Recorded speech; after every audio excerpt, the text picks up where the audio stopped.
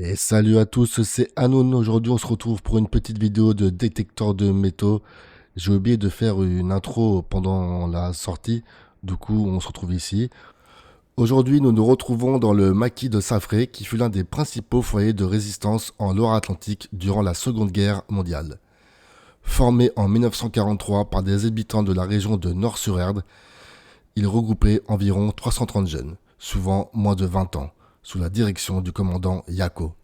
Le 28 juin 1944, ces maquisards mal équipés affrontèrent 2500 soldats allemands et miliciens français.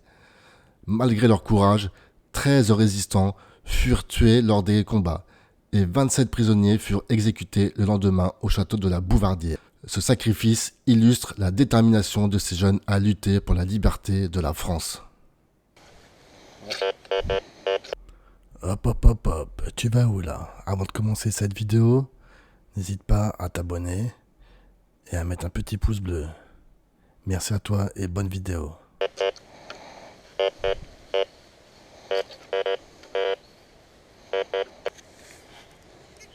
Ah,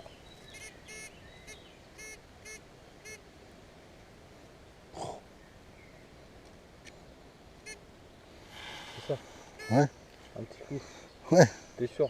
Remets un bah peu ouais. quand même avec Ouais, mais remets un truc, ton truc. Hein.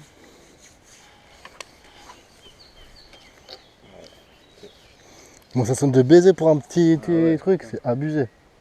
c'est bien ferreux. En plus là, c'est assez souple. Ouvre. Ouais, je sais pas ce qu'il y a eu en dessous là. Lui, c'est calme. Bam! Oula, Caillou. ouais, je pense.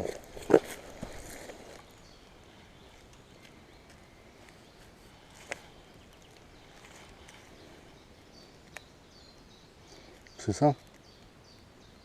Bastos, d'accord. Non, non. Ah, on dirait une ogive, mais elle a déformé sa grand-mère.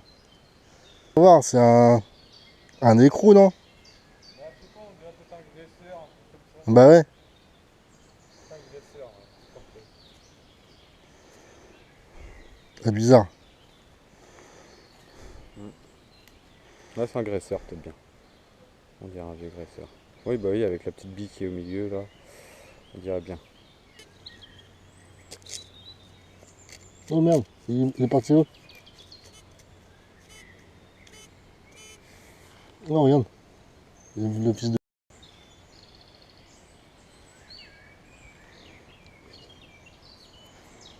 Ça, pareil, c'est vieux ça. Hein. Petit clou. Il est là, hein. Lui, il est là-dedans.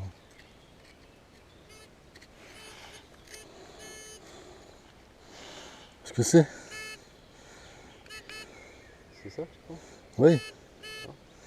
C'est une balle.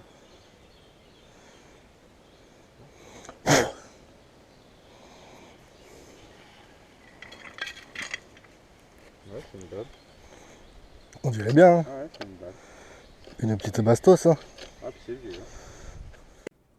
En effet, il s'agit bien d'une douille de 9 mm, comme on peut voir sur les photos.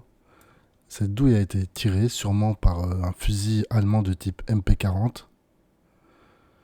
Cette douille a été fabriquée dans des usines Polteux, comme on peut le voir avec le P ici. C'est une douille qui a été fabriquée en 1940, comme on peut le voir avec le 40 ici.